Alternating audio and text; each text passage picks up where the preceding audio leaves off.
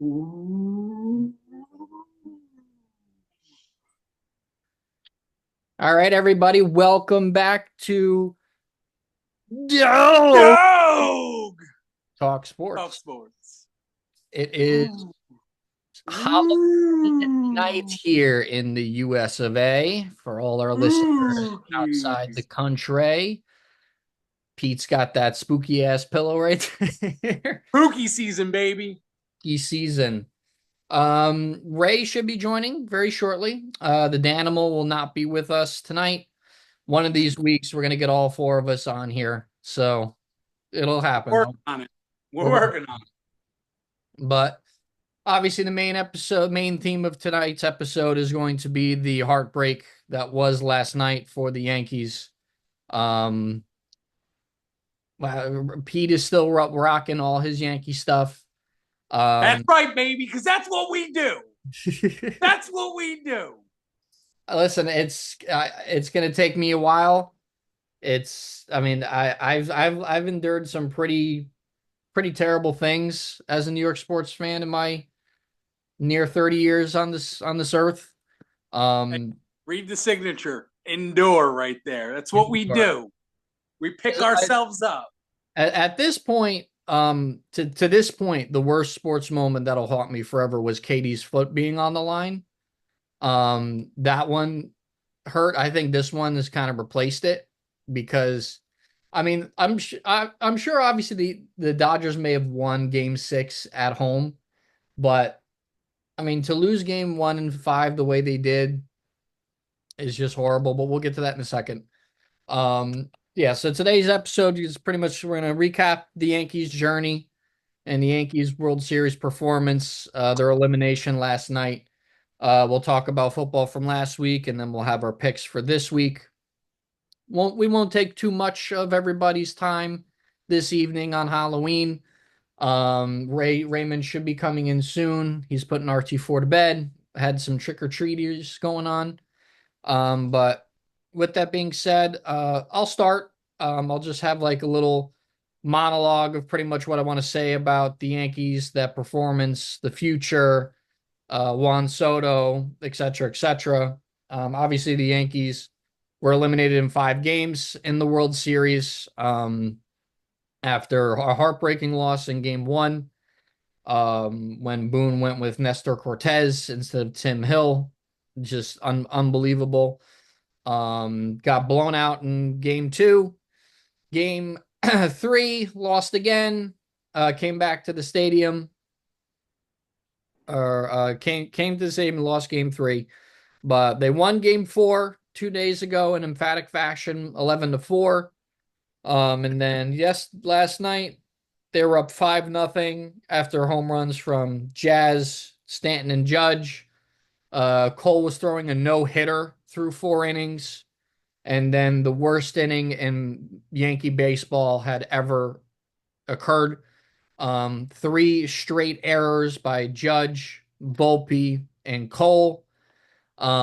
Just in time. Raymond's popping in. Admit him in here. There he is.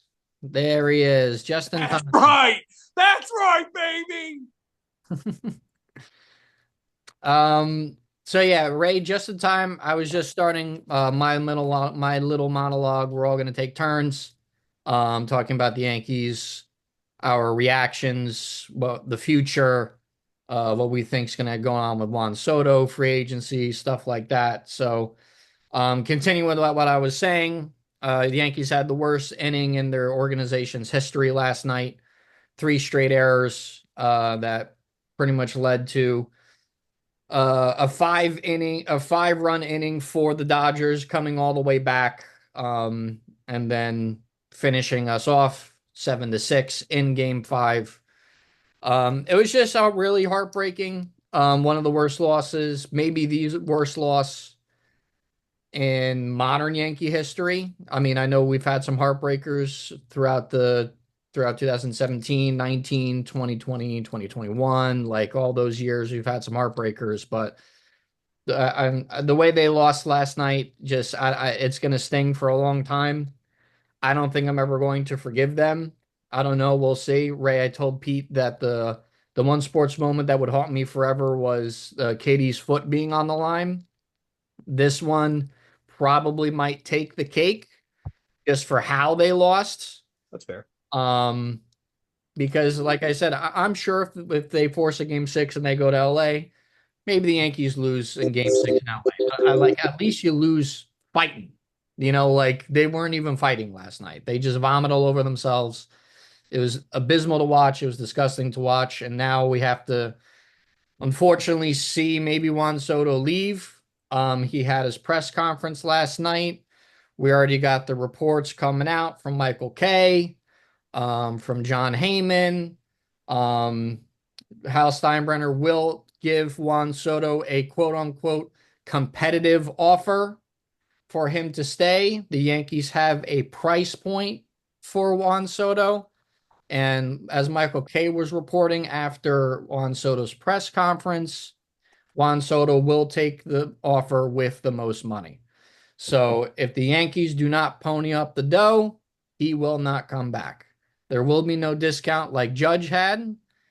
And there will be nothing like that. So, in my personal opinion, after reading that this morning, he's going to the Mets because the Mets are already preparing to offer Soto a contract well over $600 million. I do not see at all Hal Steinbrenner even matching that because he's banking on the fact that he will take a pay cut to stay with them. Again, we won't know until the dotted line is signed or until we get that tweet from Jeff Passan himself. But just hearing that Hal won't do everything he can to sign Soto and just say, oh, it's going to be a competitive offer already makes me want to vomit and already makes me not even want to watch Yankee baseball next year. If that is the case, obviously there's other holes on the team. We have to probably bring Gleyber Torres back. We need Verdugo is going to be gone because obviously Dominguez is going to take over left field for the foreseeable future. We need a first baseman because Rizzo's probably played his last game in pinstripes, so we need a first baseman. We really need a catcher, even though Wells will probably still be the catcher since he was a rookie this year. We need a true closer. We need another starter. There's just holes on this team, and I don't know if it's really all going to get solved. But listen, it was a roller coaster year. Seeing Judge and Soto mash like that was really special. It just sucks the way it ended. And now that there's a very legitimate chance that he's not going to come back because he's a Scott Boras boy and he's just going to take the money, is a little disheartening. And if it does come to fruition, it'll be very disheartening. Unless a situation where when Judge was a free agent and Hal had to get on the phone and say, what do you want in order for you to stay? Maybe we get that situation again. I just don't see Hal shelling out $650 million for this guy when the Mets are already prepared to do it. Now they're saying the Dodgers might make him an offer. Now the Phillies, so it's going to be a madhouse for this guy. Everyone knew this is what was going to happen. You just have to hope for the best. But it was an incredible year. Still has ended in failure. To lose the way that they did, I think they're all bums. I think they're all losers at the end of the day because you didn't get it done when it mattered most. I hate all of them, and we're going to see what happens next year. You want to get back in my good graces, be the actual Yankees that we're told that they are, and sign Juan Soto and bring in a first baseman and bring in all the pieces that you should have fucking got last offseason and not at the trade deadline. Kind of what the Dodgers did. Because, once again, another team winning the World Series when they went all in, like the Dodgers did, went all in at the trade deadline, went all in the offseason, went all in. This is what happens when you do that in baseball. You win.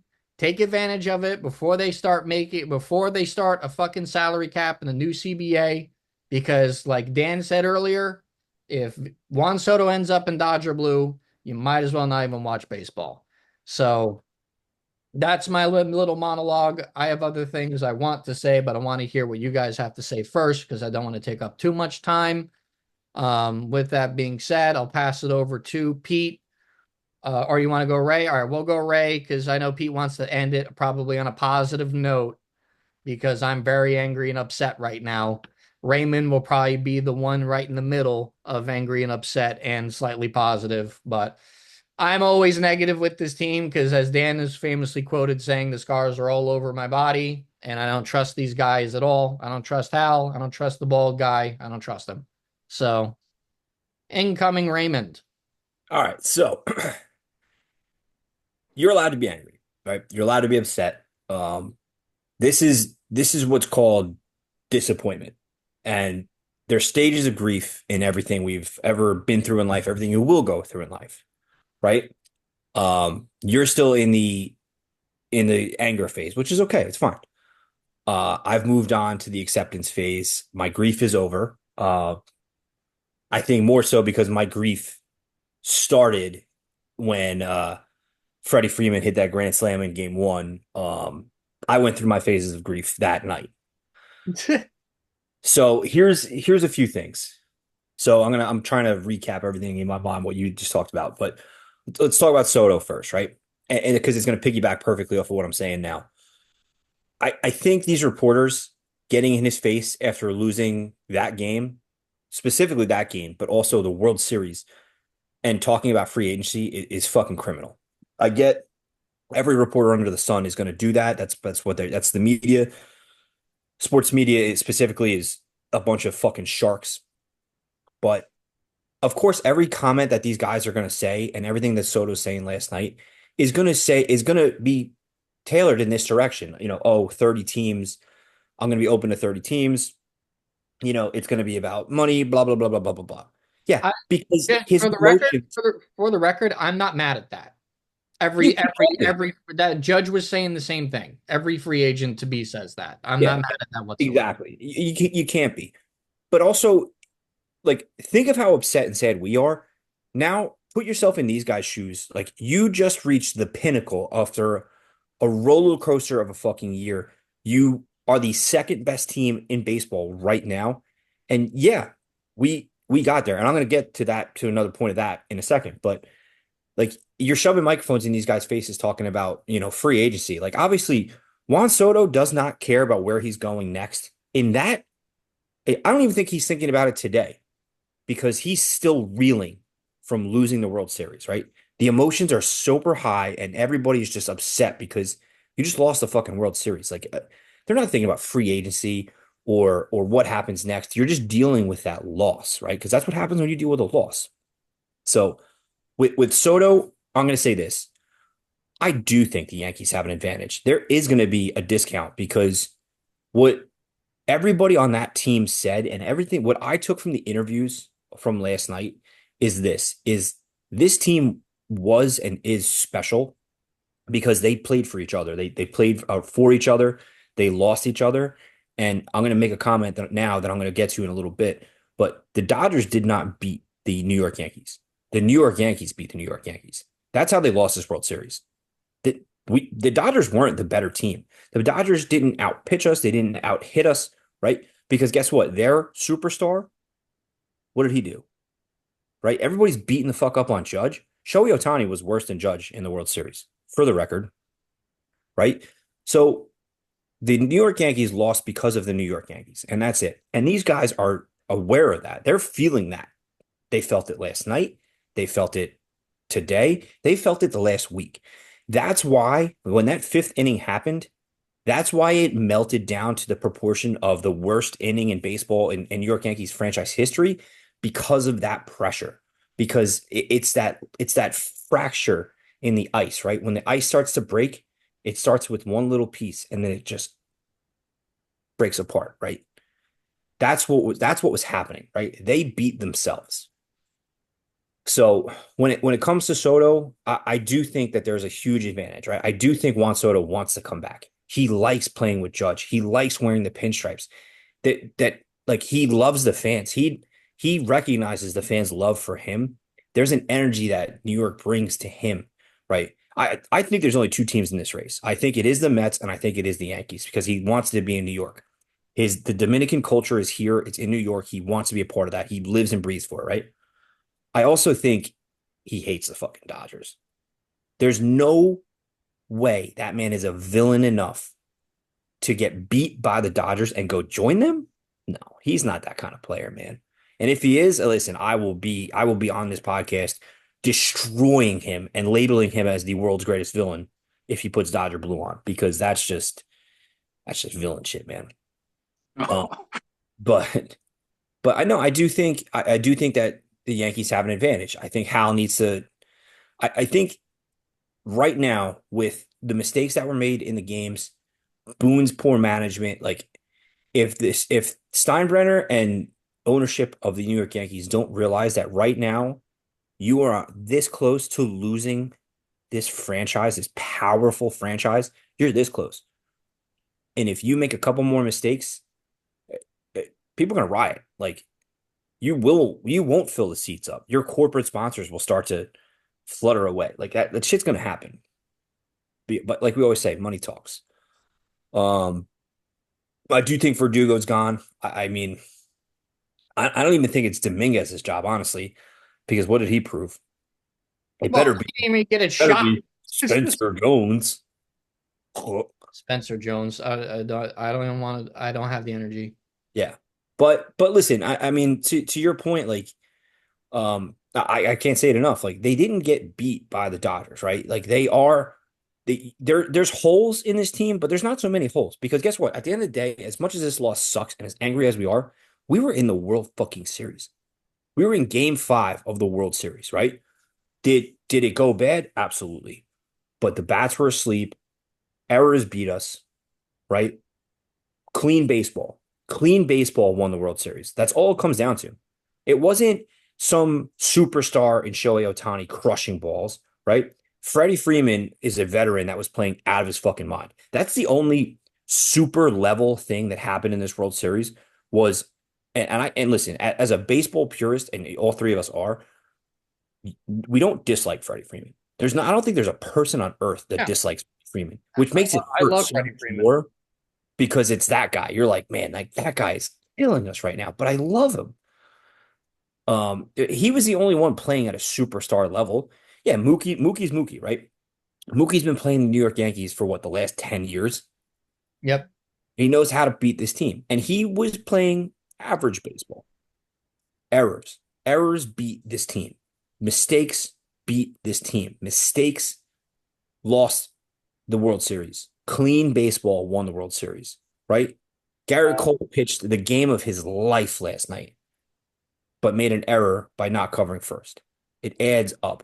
Everything added up, and it's not okay. Like, honestly, like you could roll this team out again next year. I'm not going to say we're going to get back to the Nope. World Series with this team because, Absolutely not. I'll vomit. but listen, but at the end of the day, we all like I'm on record bashing this team, right? We still got to the World Series. We still made it. We still got there. And I think if you could rewind the clocks back a week and say play clean baseball, you take the errors out of the game. I think we're talking about. I don't even think we're talking about Game 6. I think maybe we win it. But this is the what if game. We're going to play the what if game for the rest of our lives. It's over. It happened. And I'm not mad at the players.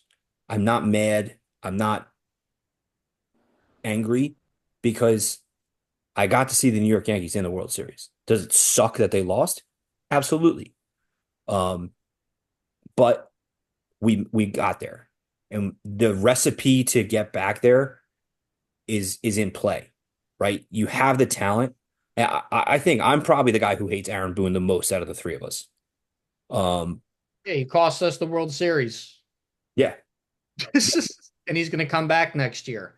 yeah. I mean, and that to me is like for me, number one item is a new coach. Fucking criminal. But other than that, I mean, your players are interchangeable, right? There's special guys like Juan Soto's a special guy, Giancarlo Stanton's a special guy, Judge is a special player, Garrett Cole is a special player. Those guys aren't interchangeable, but the Rizzo's interchangeable. Glaber's interchangeable.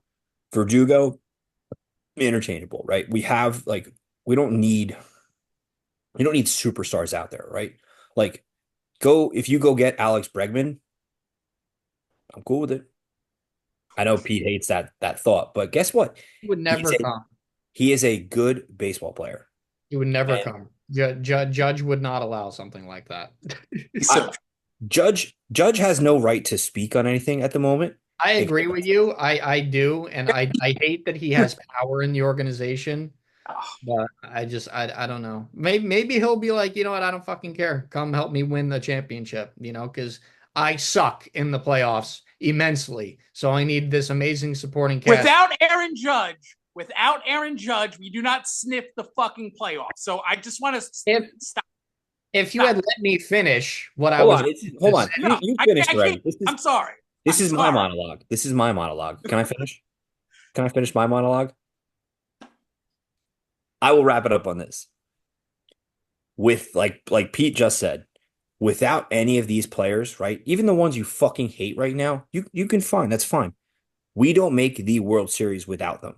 And you, my young Padawan, need to appreciate the fact that we did get to the World Series.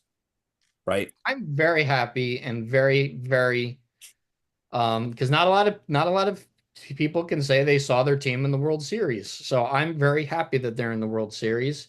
And I understand that without Aaron Judge, we wouldn't be in the playoffs. And if Pete had let me finish what I was going to say, I said when Judge gets us to the World Series, because he's the best regular season player that we've ever witnessed, he needs a supporting cast to pick him up when he inevitably isn't as good in the playoffs. But that's everybody too. Listen, baseball is a team sport, right? It is 9 people in the batting order, right? And as we saw, you can have power throughout. Right? We're not talking today about anybody hitting besides Freddie Freeman. What did Max Muncy do? Nothing. He didn't even have a hit. Kike Hernandez, absolutely. I despise that fucking piece of shit.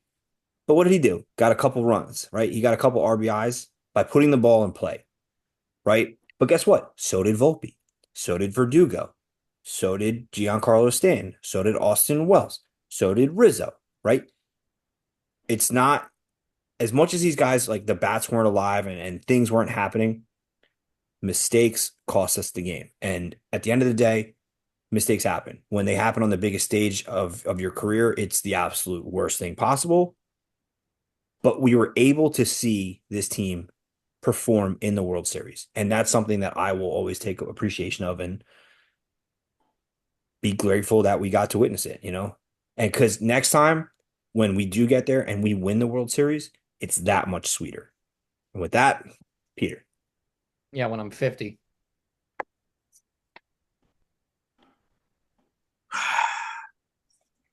So I would first like to just come out and say that it's a magical season. Highs, the lows. We made the World Series. Only 2 teams a year can say that. So I just want a little round of applause for the New York Yankees there. 24 hours removed. I'm still gutted. Going through the process of emotions right now. Mourning a loss of a good friend, it feels like. 15 years waited for them to get back to the ship. Cried like a baby last night. But you know what?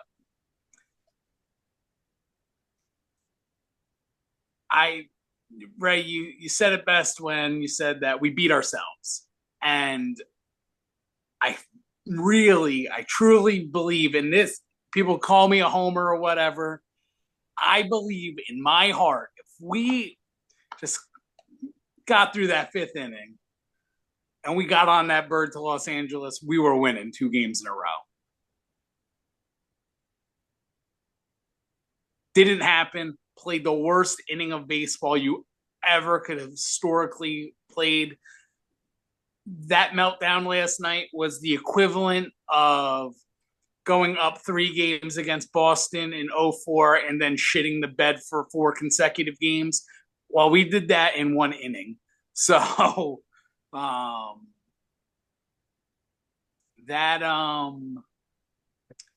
hurts, but you get over it. You move on, and we lost. The Dodgers were they won 4 games, right? They're the better team. Congratulations to them. Freddie Freeman annihilated the baseball on all levels. I will tip my hat to him. Can't say anything bad about the man. He has a stupid fucking haircut. That's how I'll get him. Terrible. With that being said, Juan Soto, like you said, Juan Soto wants to win. He's a winner. And the iconic, you're going to see the fucking videos and the pictures of him sitting in the fucking dugout still, holding his baseball bat with his fucking helmet on because he was on deck he was next up. He's ready. And him watching the Dodgers celebrate on his field, Yankee Stadium, I think that if there was ever an advantage for us to re-sign him, that's the advantage of them celebrating in front of him on their home field. I mean, yeah, in the pressers, they have to say that taking all offers because it's leverage. It's free agency. It's a business. We get it. I agree with you. I think it's a 2-team show. New York. Either way. I think he comes back. I was 100% sure a couple days ago. I'm like 95% sure he comes back. But the thought of him in another uniform, it scares the shit out of me because there's 2 ways this team goes in the offseason. Because like Zack said, there's a lot of holes still. And the massive season that Judge and Soto had together, that masked a lot of those holes. But I mean, fundamentals is what cost us the World Series to begin with. That and some boneheaded fucking Aaron Boone managing. Just Gleyber Torres belong nowhere near a baseball diamond at all. I agree. I hate playing the what if game, but imagine Tim Hill comes out game 1. He's not hitting that grand slam. He's carving through them, and it's a completely different series. Yeah, it just like I think I said to Packer Dano today, like this wasn't fun. This World Series was not fun for me. It wasn't fun ever. Even last night, like being up 5 runs, you had this gut feeling of just pain. Impending doom. Yeah, and it was like you knew it was like I wasn't freaking out watching it happen because it was like I expected this. I was fucking waiting for it. I was just like, and here it is. This is it. This is game 1 was fun. Like I was amped, I was juiced, I was fucking ready. I had all these plans. We were gonna go out for game 3 or game 4. Like we're gonna figure it out. We're gonna go to stands, Billy's, whatever. We're buying tickets. Yeah. We're buying tickets. That grand slam, I got up, I turned my TV off. I walked to my bedroom. I stuffed my face in a pillow and I just screamed this guttural anger scream of like pain. And I was like, it's over. And I hated saying it because I was like, all right, it's 1 game. It's just 1 game. But you knew in your heart, yeah, it was. I mean, that's not even momentum change. That is a gravitational shift of, oh my God, this is bad. was Game of Thrones, and I said it for when it all you happened. I Game said of it happened. Thrones fans out there, this was the Viper going against the fucking mountain, and the mountain is just laid out on his back, and the Viper is just fucking taunting him, walking around, and instead of just putting him out of his misery, just got a little too close and blew the fucking head off. This is the dragon melting the ice wall. Like it's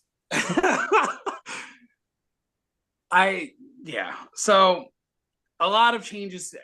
I You got to start with Soto. So I mean, someone's got to get in the ear of Hal, and I hope. I mean, oh, captain, my captain, your captain, everybody's captain needs to be like, listen, we need this guy because he's a game changer. He's a culture changer. And then Aaron Boone. I'm gonna say this. He makes some fucking boneheaded calls, but I will not say that he doesn't care because listening to him like talk in the post game, like I know this hurts. It hurt him, and I know he's definitely second guessing that decision about Nestor from game one. But do I think? I mean, we fired Joe Girardi for less, so would I hate? I'd be disappointed that we didn't get it done with Booney, but I do agree somebody else needs to come in, and it's a culture change that's needed. And like Derek Jeter said in the pregame, like this is not the team of the 2000s, or it's not the same mindset and mentality, and it's completely different culture than when Jeter was there. So like we're used to that dog mentality where it's winner at nothing. And I don't think not everybody has that. there was guys on the team playing with that mentality, and that was the Stantons, the Sotos, um, Cole, Yeah. Volpe. Stanton, man. And got to give him his flowers. I I will never talk ill about Stanton's fucking hamstrings or his fucking running like he has a refrigerator strapped to his fucking back. Like, I hope that third base coach is fired today. oh, never send him. Why are we sending him? Why the fuck are we sending him? Did you see the picture? Ball in hand. Ball's Oh, in. he's He's just not even around the yeah, baseline. not even.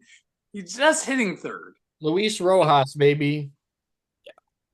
My favorite. Well, yeah, I mean, we're all just obviously very disappointed. Um, man, I hope he comes back. I hope Soto comes back. I don't think he's coming back. I don't see Hal ever shelling out $600 million for a player unless, all his investor friends get in his ear and go, this guy will be worth the money, blah, blah, blah, blah. I've read multiple articles saying that just the PR, just the amount of bad PR that the Yankees would receive if they didn't bring this guy back, and especially if he went to the other borough. Yeah, it would be. It would be I catastrophic. Yeah, I can't even. My mind right now couldn't even process that. So, um, what I will say, my end note: Yankees win the World Series in 2025. I said it right now. Let's fucking go, baby. Let's go. I mean, listen, I had my moment. I would have joined Pete in my in the jersey today, but I part of my grieving process last night was I took my jerseys and I hung them up carefully thanking each one for the memories I have wearing them this year. They're Uh, locked away for me. yeah, I mean, it's a special year. Like I have a jersey with my last name on it with my badge number that my son was wearing today. Um, you know, it's always special, no matter what. Baseball has this incredible thing of ripping your guts out, putting it back in, filling your heart. I mean, no matter what this season was, it was a fucking ride, man. Made the World Series. Made the World Series. And that's where I think, like, obviously me and Pete are very different from you in our, in our age, but our appreciation of sports moments. Because, when our last one, and for me, you got to remember our last one, 2009, I was home from Iraq about a year. So, there's special moments. I got to watch the Giants win the Super Bowl from Iraq. Like, there's little moments in time where you're going to look back on these things and you're going to be, no matter what, we're always going to talk about that fifth inning for the rest of our lives. Yep. And it's like, did I didn't lock them away yesterday, but in my tradition, like I always talk about, I go from sport to sport. Yesterday, when I put the pinstripes away and I thanked them and I relished on those moments, I pulled the old Rangers jerseys out, dusted off the Rangers hats. Now, now my shift is to Madison Square Garden, where I have not seen a championship since 1994. I've had a moment like this where King Henrik ripped my guts out, spilled them on the ice, skated over them, losing to LA again. I've been here before. Man. Fuck the Cali boys. Yeah, I mean, it just, like I said, nothing but heartbreak. But it was cool to see them in the World Series. There's a very, very awesome, wholesome video that my girlfriend Steph took of me when they made the World Series that she saved. And that's something that I'll look back on, that she'll look back on. And it was a nice little run, and I just wish they had won it. Especially since all my other sports teams are complete dog shit and will continue to be dog shit. I mean, I am a Ranger fan. I'm more of a surrogate Ranger fan. Um, so I mean, that's a great photo. I love that. Dog. Dog, mini dog. That's it, man. With that being said, we'll move on. We won't take up too much more time. We'll recap what happened last week in the world of football, because in the NFL never sleeps, always, forever, and things. Last week, Thursday Night Football was Vikings Rams. In SoFi Stadium. Rams got the win. Rams got Puka and Cooper Cup back. Vikings kind of got screwed over by the refs a little bit, but I thought that would have been a tough game for them to win. The Rams fully healthy are still a pretty competitive, good team. They still got a great coach. Vikings are now stumbling a little bit after their hot start. Maybe the Rams don't trade Cooper Cup now. Maybe they listen to more phone calls. Trade deadline in the NFL is very, very soon. So it was an interesting, fun game. But I think the Vikings got hosed a little bit, but Rams got the victory. And that's about it for me. Yeah, I mean it's kind of crazy. That was a wild game. What's kind of funny to me is you say don't trade Puka Nacua. I say you trade him right now Cooper because Cup. yeah, that's what I meant. Cooper Cup. Because you have a Puka Nacua who was hurt again. It doesn't seem so serious, whatever. But even without Puka and Cooper Cup, you were still competing in games, right? The way you've handled your franchise and fuck them picks, right? Won you a Super Bowl, cool. Now you're paying that price. Cooper Cup is an aging superstar, right? He's clearly dealing with injuries. He's not going to get much healthier. He's not going to get much better. We're on that back slope now. If you can go out and sell him with a second or a third round pick in your future, go do it. You're crazy not to. Like, you're gonna, and you have thirsty organizations right now that need receiver help. Now is the time where if you have a Cooper Kupp, you can leverage that for some. Call up Tampa Bay right now and be like, "Yo, you want the cup?" Yeah, you want Kupp? We'll take a third and a sixth, right?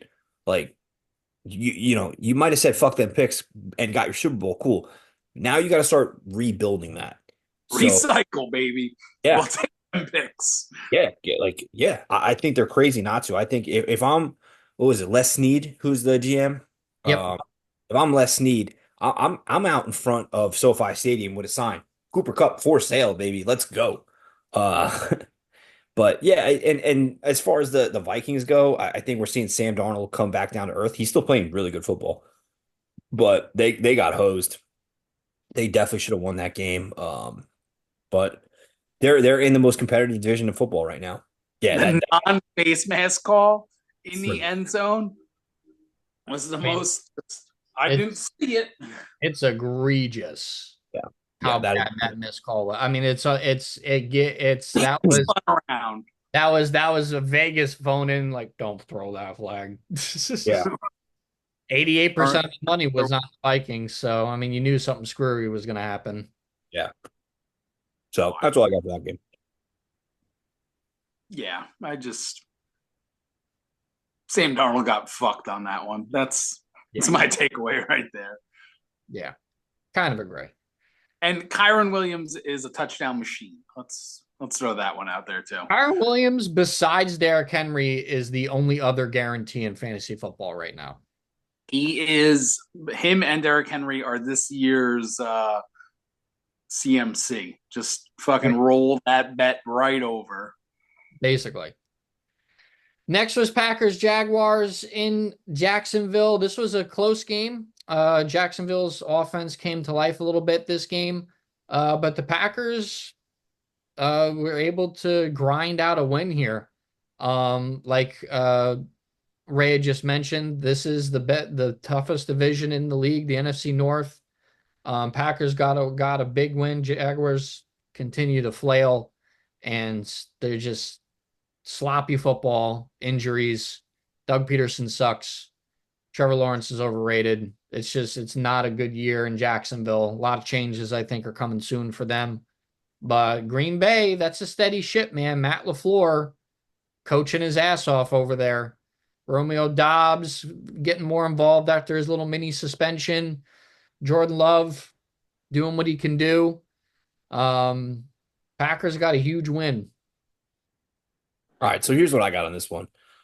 As far as Trevor Lawrence goes, I do think he's overrated. I do. And I'm not going to be the stereotypical defender of Trevor Lawrence like I always have been. But T-Law, man. T-Law. but everybody fails to look at stats and numbers here, right? He led the league last week in passing yards for most of the weekend. He's not. I think he's doing the fucking best he can. I mean, let's look at who he's throwing the ball to again. Christian Kirk, who's a bum, who's now dead. Brian Thomas is a rookie who's now dead. Evan Ingram, He has a pulse. barely. Yeah, he's Barely. out. He's gonna be out for a while though. Yeah. Evan Ingram is his only real weapon out there. Travis Etienne has disappeared from the face of the earth. Tank Bigsby was a rocket, and now he's dead. Their O line is absolutely trash. So there's big problems in Jacksonville. There's huge problems, and Dougie P is not the coach he once was either. So that's again, I'm going to say another year failed coaching. It's just abysmal. I mean, I do think it's partially T-Law. I think T-Law is not a great quarterback like he was. He's not the messiah of quarterbacks like he was alleged to be. But I mean, Barely good. He's still out there slinging it. On the other side of the ball, when you come to the Packers, listen, I said it last week. I'm going to fucking stand by it again. If you have Jordan Love and the words MVP in the same sentence, go look in a mirror, smack yourself in the face, and drown yourself in the toilet because the dude is not an MVP caliber quarterback. I haven't heard a soul say that, so that's a very interesting take. Oh, you haven't heard a soul say that Jordan Love is an MVP caliber I quarterback? haven't even read it on sports Twitter. Go turn ESPN on I during the don't day. watch that clown show. There you You, go. if you listen to last week's episode, I'm pretty sure there was some chatter about There's two about people Jordan here who were being talking a about. We'll get potential to MVP. MVP quarterbacks because there's really only two quarterbacks that should be considered for MVP right now, and we'll get to them. But But yeah, and listen, I picked the Packers in a survivor pool and had to sweat that motherfucker out till the bitter end. Um, but it was a great game. I think, yeah, Matt LaFleur is the reason the Packers are having success because they were not supposed to be good this year. You have like four receivers out there in Watson, Dobbs, Reed Jalen Reed, and the and other Devontae Wicks, whatever the fuck his name is. And there's just a lot of Walmart leaders.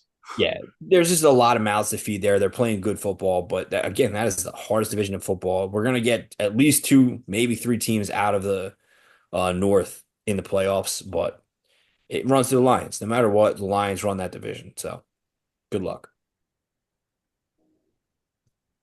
Yeah, that's I like it. Green Bay, they're they're competitive. Like you said, LaFleur is a pretty damn good head coach. Coaching the shit out of them. Um, Trevor Lawrence. It's Trevor Lawrence. I mean, yeah, he's the that's what I have to say. Garbo. Ryan Thomas Jr. got his ribs blown apart, but Ugh. he's going to be a good wide receiver. LSU, baby. That's wide receiver you. Fucking churn him out. Turn them out. Next was Cardinals Dolphins. Tua's return to the Dolphins was spoiled by a pretty solid game from another rookie wide receiver, Marvin Harrison Jr., because the Cardinals decided to figure out when you throw it to Marvin Harrison Jr., really good things happen. So he had the best game of his career so far, 6 catches, 111 yards, and a touchdown. Kyler had a good game himself. He's been pretty inconsistent this year. It's to his first game back. He's got to get back into the groove.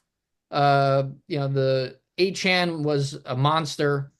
Mostert was a monster. They were really running the ball well. Now that Tua is back, Dolphins will pick it up probably again next week, but Cardinals got a pretty big win in Miami. They took advantage of Tua being just coming off the injured reserve. They got a big time win in my opinion. But the Dolphins offense should be back to scoring more points. I don't know if they could save their season. But only time will tell with that one. Yeah, my big takeaway out of that was fucking Tua taking off on the run. And if you watch, there's a video clip of Tyreek Hill watching him run, and he's just going, slide, slide, slide. And then Tua, sure enough, he gets down the slide into second base there. Everyone's like, ah! Yeah, he slid. So I'm glad they taught him how to slide while they were piecing together his brain. Bigger days are ahead of the Dolphins. That offense should get clicking. What a difference Tua makes.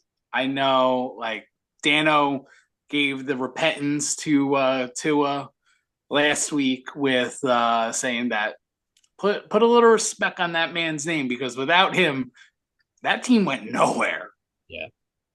So his accuracy and just him as a quarterback truly leads that team. So that team ride or dies with Tua. So shout out to Kyler Murray's thumbs, man. Those babies took a beating last week. Fucking Call of Duty out. His fucking eyes bloodshot walking in there. He must have fucking thumbs of steel, double jointed or something. But Sling a fucking rock, dog. Yeah, I mean Tua is a game changer. Like you got to give it to him. He completely changed that offense around in one game back. They play the Bills this upcoming week, and you might see an offensive explosion out of this. But we'll see. We'll get to that in a little bit. Uh, yeah, I mean, but the Dolphins became relevant again, and that's simply what it was. This again, this year to me is all about coaching, coaches exposing weaknesses in their game and teams losing games because of bad coaching decisions. Uh, the Dolphins should not have lost that game, and to come down to that last second, lose by 1 point is just absolutely brutal. But that's the story of this year's Miami team, and even our diehard friends like our buddy Mick, who's much loved on this podcast. He's having a rough go at football this year because of it. So they were supposed to be good. They're supposed to be a great team, and now they're 2-5, and you're heading to see Buffalo this week, and it ain't looking great. So good luck with that. As for Arizona, I mean, I'm so sick of the Kyler Murray experiment. He's not a good quarterback. Marvin Harrison Jr. is incredible, but he's gonna be wasted talent. And as one of our favorite movies always says, the worst thing in the world is wasted talent. And that's what Marvin Harrison's going to be on that fucking Cardinals team because their line is trash. Not Tua. Kyler is trash, and it's not good football. It's not good football being played there. James Conner, kudos to him. Here's your flowers because you're still out there pounding the rock somehow, some way. He looks better than he's probably ever looked in his life, besides that one great year he had in Pittsburgh. And they need to make some changes there in all phases of on both teams need to make some changes on all sides of the ball to become relevant again. But I think Miami's the better team and will should have a better outlook than the Cardinals. The Cardinals are just going to be stuck in a mediocrity for a little while here. All right, next we had Jets Patriots. Man, I wish Dan was on for this one, but that was one of the worst Jets losses I've ever seen in my life. Patriots lost Drake May in the first quarter due to a concussion, and they still somehow lost. Um, I mean, the firing of Robert Saleh makes it just like he wasn't the problem, but he wasn't the solution either. So like I understood firing him, but I mean the Go. the Patriots are trying to tank and they couldn't even tank right and still beat the Jets. I mean, this Jets team right now is very slowly but surely being considered as one of the biggest failures in pro sports history with the amount of talent that is on this team. There's just this isn't a team. It's just an island of misfit toys and a 40-year-old washed Aaron Rodgers, um, and an interim head coach that has to do double duty right now. They're losing to the Texans right now on Thursday Night Football. It's just one of they just, as Dan loves to say, they find new ways to lose. And they, no matter what happens, they will figure out a way to screw it up. They will figure out a way to lose. I was talking to him post that game, and it's almost as if is this pretty much might be a situation where the Jets may never be good until Woody Johnson sells. The Mets were never good until the Wilpons sold. And then, then it turned it around. So I think we're just in that. I just think that's what it is because Woody Johnson continues to make the wrong decisions as owner. He continues to hire the wrong people, and the wrong people that he hires hire the wrong people. So it's just been a disaster season for the Jets. Everyone's just waiting for it to end. They're looking forward to April, just like us Giants fans. It's just sad to see, and just not good. Not a good year for Gangrene.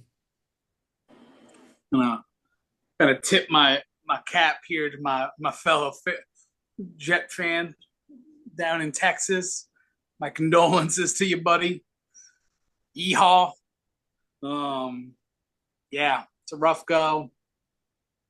Aaron Rodgers, he's cooked. Even I mean, what do you expect bringing in? I mean, Aaron Rodgers is Aaron Rodgers, but to expect him on his own to turn around a franchise and then blowing out the Achilles, coming back at 41 years old. I mean, the defense is okay. Like they just offensively, they're just not on the same page. And there's a disconnect somewhere. Defensively, their run defense is the worst in football. All right. Still, I'm going to say, oh, Devontae Adams with the first down. And he just got his legs blown out. Devontae's done. That's great. Oh, man. Devontae is fucked. Fuck my fantasy football season. That's not good. Did he get 40 yards? Yeah, he's over 40. Okay, then I don't care. He's moving his legs around. We'll be all right. Oh, it's a fucking collarbone or a concussion. Oh, Well, us Jacksonites are watching it now, so. Oh, I forgot the Bergen County Fios up here is just on a supreme level. Light years ahead. And if you guys, I should place bets against you guys. no.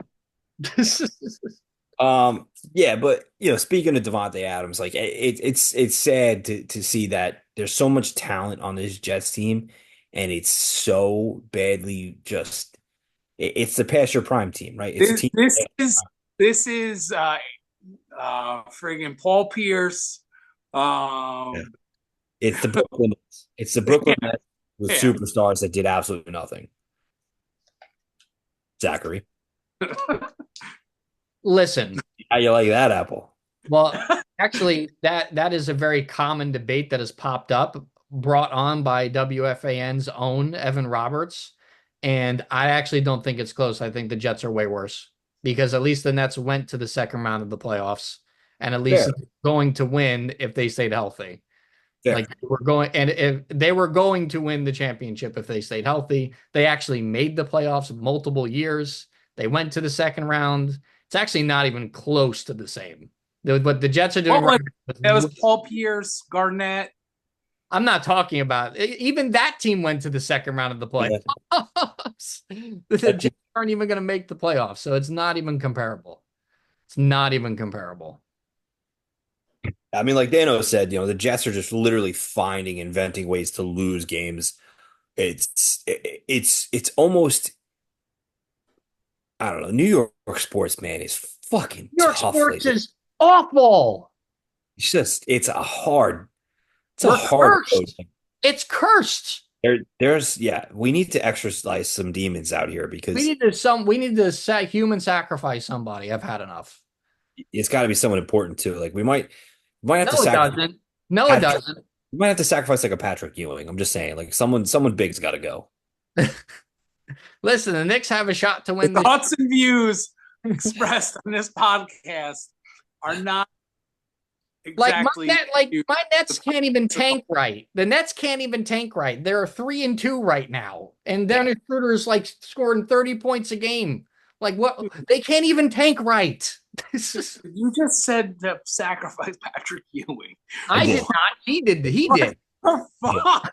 I did not say that. He said. Listen, I'm weighing my options here, and it's like I would say like Mike Richter's got to go, but he's not enough. He's not enough. That's so we gotta offer someone up, and I'm not gonna offer Messier. Okay, yeah, Messier. Sorry, buddy, you gotta go. Hey, his nickname is the Messiah, so yeah, die for the New York fans' sins. Yeah, we need something. We need life brought back into this fucking area, and just it's disgusting. Well, we gotta hope for the Knicks and Rangers. I mean, the Rangers look great. The Rangers do look very good. They look great, and there's hope, but again, it's the New York Rangers, man. They're gonna hurt you. They're gonna rip your guts out, and just I'm waiting for it. Yep. Moving on. Next was Ravens Browns, Jameis Winston's first start in Cleveland. And even though the Browns are bad, it's still a division game. Baltimore went to Cleveland and Cleveland pulled out a huge win. Jameis Winston threw for over 300 yards. The Browns offense was clicking. Nick Chubb was getting involved coming off that knee injury. Lamar Jackson did everything he could along with Derrick Henry to win them this game. He's one of the two quarterbacks that I mentioned earlier that should be in MVP conversations. He might repeat as MVP, but what a big scrappy, win by the Browns. You're not gonna even these dominant teams, you're not gonna win every week. And that was a division game. That was very much a trap game for the Ravens going into Cleveland with Jameis Winston's first start with the asshole toucher now on and permanently on the sidelines for the rest of the year. For his career. Maybe for his career. So yeah, I mean, big deal, big win for the Browns. Ravens. I mean, you can't even be mad that they lost that they lost that game. It's just a simple trap game. Jameis Winston balled out, and the Browns got a big win. Yeah, shout out to Jameis Winston, man. That You dude. get one shot, one opportunity. Yeah, I What a mean, it's character. He's such a that's a character. guy you just love to see it because he comes out there with all this passion, and you could tell he doesn't give a fuck where he is. He wants to play for the boys and play to win, and just he wants to play the game. And kudos because you know what? I know Jets fans right now. Like literally, I've heard them scream for Jameis Winston as their quarterback right now over Aaron Rodgers, which is crazy to hear. But that just goes with attitude and mindset's about, man. And yeah, flowers to that guy. Also, love seeing Baltimore lose to Cleveland because Cleveland's just a tough place to play, and quarterbacks go there and struggle. So to see a good game like that, a divisional game, and a potential Super Bowl favorite go down to Cleveland, which is one of the worst teams in the NFL right now, always fun, just fun games. Really fucked the survivor pool up on that one. But yeah, I mean, Jameis, man, fucking crab legs, doing crazy shit. Lamar Jackson's a dog. They just got Deontay Johnson. Yeah, I mean, Baltimore, we know they're going to be in it at the end. It's just a blip in the radar. It's a divisional game. That shit happens. Yeah. Next was Eagles Bengals in Cincinnati. Joe Burrow and the boys laid a fucking egg, and the Eagles crapped all over them. Took advantage of the Bengals' piss poor defense. Jalen Hurts had 4 total touchdowns. Had his best game of the season, his best game all year. Saquon had a very, very good game again. AJ Brown, Devontae Smith, just everyone was scoring for the Eagles. I mean, the Bengals had no answers whatsoever. Their season very much is pretty much over as well. Just can't sustain it with that kind of defense. Joe Burrow can't do it all himself. So just a really just horrible loss for the Bengals, and gives the Eagles a big time confidence booster going forward. I'll wrap this one up. Go ahead. Listen, fucking Bengals have underperformed all year, and wow, the Texans just bailed out Rodgers on a terrible throw. We're watching Yeah. now.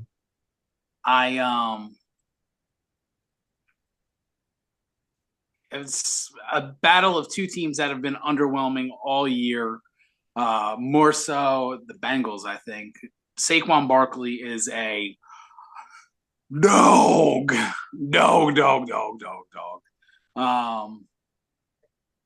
That's it. That's all I got. So, yeah, I mean it's amazing to me.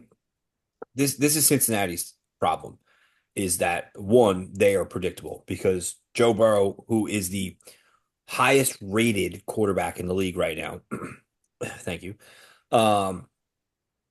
Without T. Higgins on the field becomes limited because they double, triple chase And when Chase is doubled and tripled, his options are limited, right? You got fucking Mike Gesicki out there as tight end.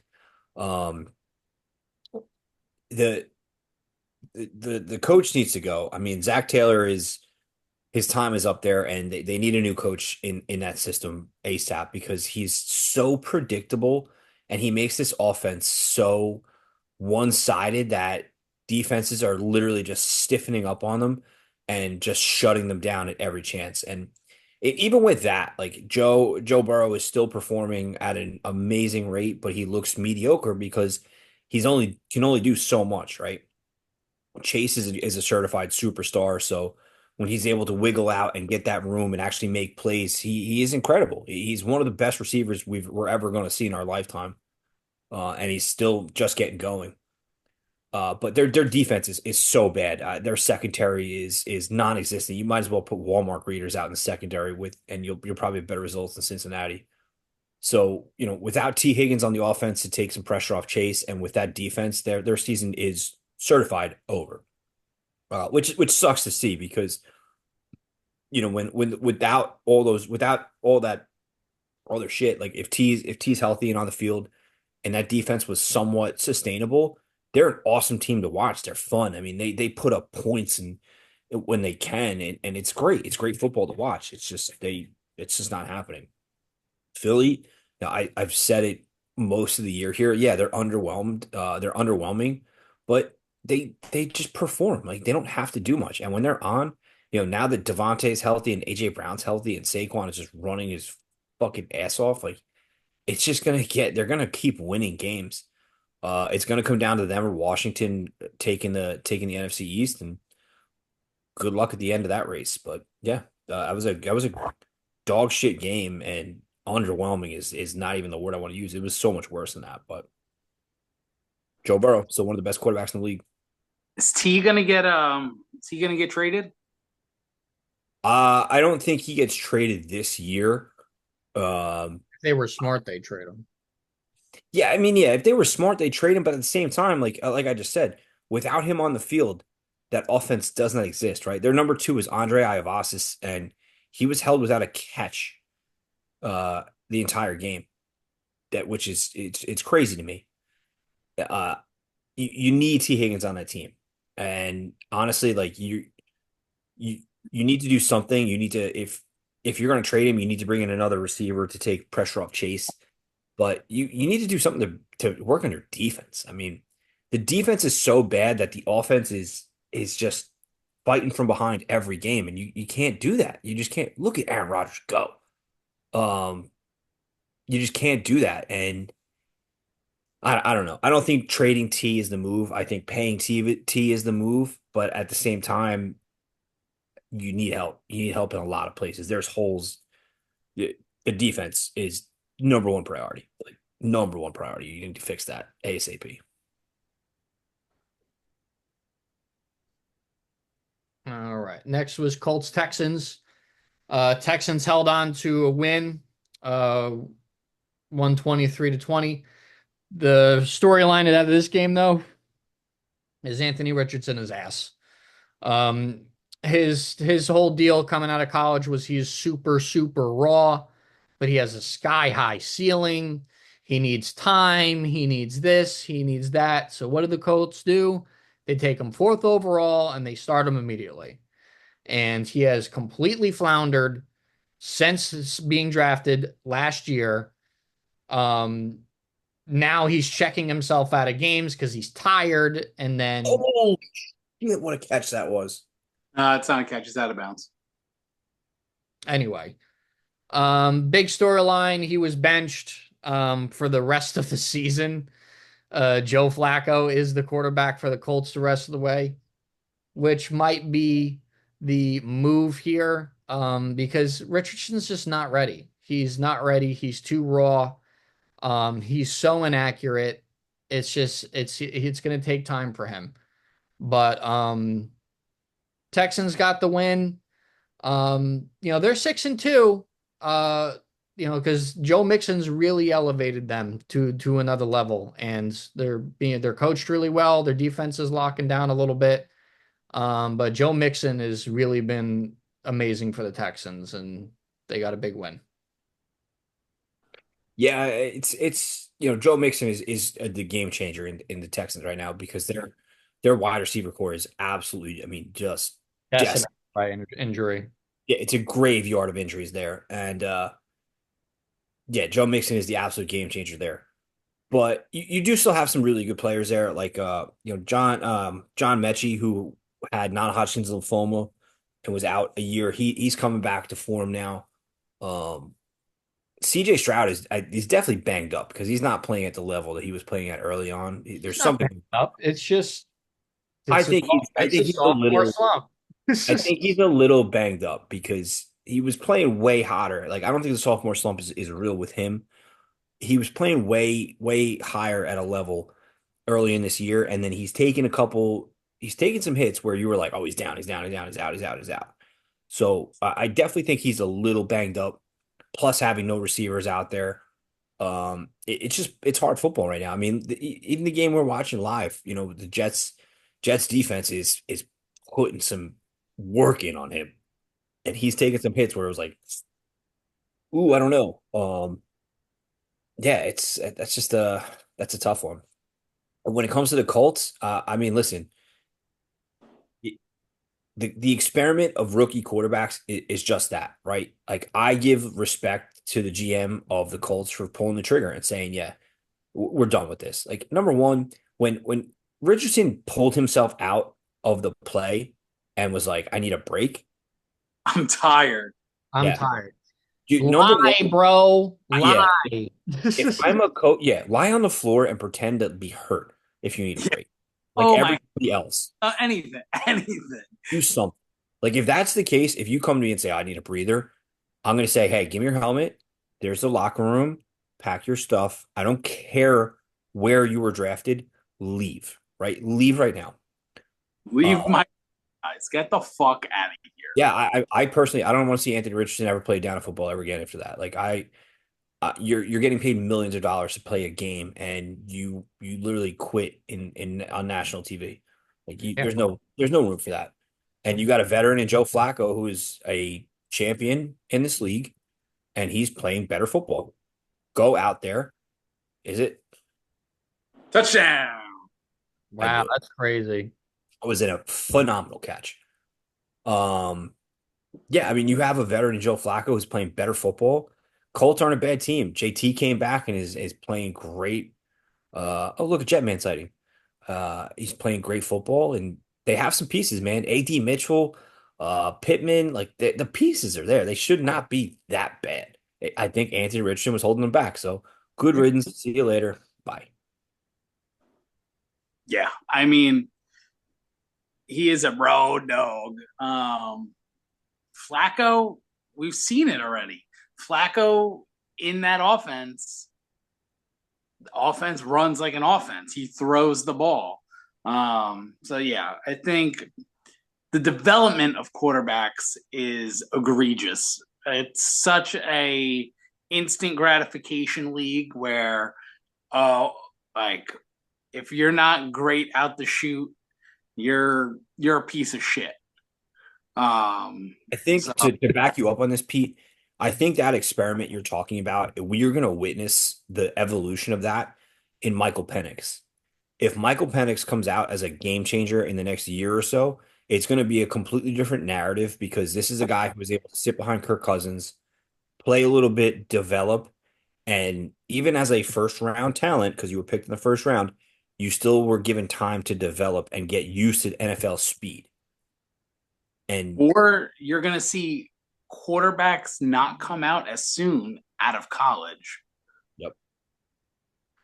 Yeah, you're gonna start seeing quarterbacks like that are old, that are upperclassmen start getting taken, because the problem is the NFL has a Patrick Mahomes, Josh Allen problem. Everyone's trying to find the next Patrick Mahomes and Josh Allen Yeah, it's when called people Dylan have Raiola.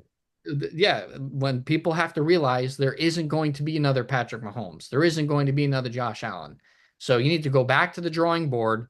You need to figure out how to draft a quarterback you think is just going to be good for you. Like that's the problem, man. That's why a lot of these quarterbacks are failing. That's why a lot of these quarterbacks are getting no time to develop. Tom Brady said it perfectly. Like there's no time to develop anymore. Um, and that's why I think it's a mistake. I mean, he should have sat. I mean, Richardson should have sat for at least a year, and then maybe we'll see. I mean, Jordan Love sat for fucking 4 years. Uh, Mahomes sat for a year. Wow. Holy shit. Just insane. So, with that being said, we can move on.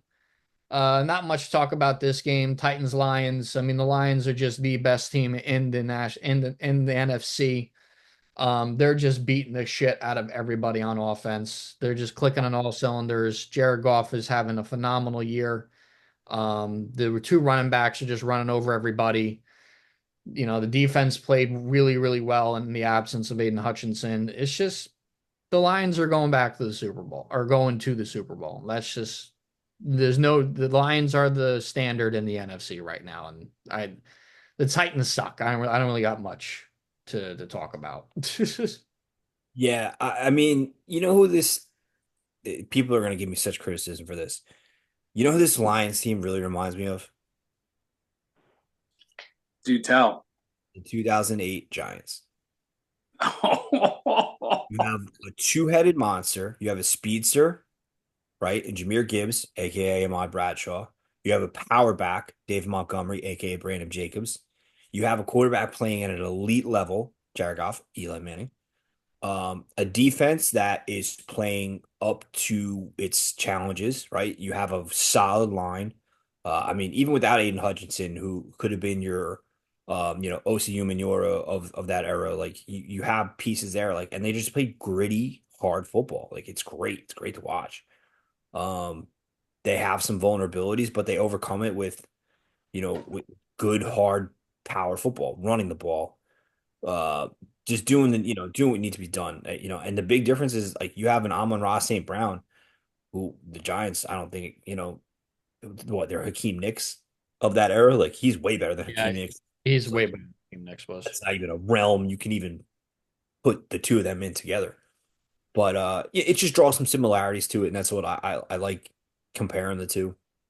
But yeah, they're the gold standard of football right now. Like they're just doing great things. Yes, there it is. Ben Johnson is going to get a lot of money for a team. Let's give a So, shout out to our sponsors at DH Gate. shout out to our sponsors right here at DH Gate, because you know what? When I said it the other week, I didn't want to do it, but sometimes you need to be a supporter of another team. And when you're gassed up like Dan Campbell and the Detroit Lions, we got to rep it out right here. Fucking Jameer Gibbs is a bona fide dog. So, listen, I'm in on it. They are going to the Super Bowl. They are going to meet the Kansas City Chiefs, and they're going to dethrone the Golden Boy. So, just got to bring that level of energy right now. So, I had to do it. Throw on a Jameer Gibbs right now. Sometimes you just got to wrap it out, baby. Detroit Rock City. Feels good, doesn't it? Excellent. It's weird seeing you out in a not Raiders jersey. This might be very, very weird. Yeah. like, listen, I'm a chameleon. I blend into other jerseys. You in a Lions jersey. It's all right. I had to get that black jersey though. Yeah. It's black. He's all right. He's all good. Yeah. Next was Falcons Buccaneers. Falcons came away with a win. Huge game by Kyle Pitts, 2 touchdowns. Kirk Cousins having a great year in Atlanta. Bijan Robinson had a good game as well. Baker Mayfield, without Chris Godwin or Mike Evans, is still slinging the rock like nobody's business. And I decided to sit him in fantasy in favor of Jared Goff for that very reason. And he still proceeded to throw for well over 30 plus points. So it is what it is. But I don't know if the Buccaneers are going to win too many shootouts now because they're missing their 2 top guys.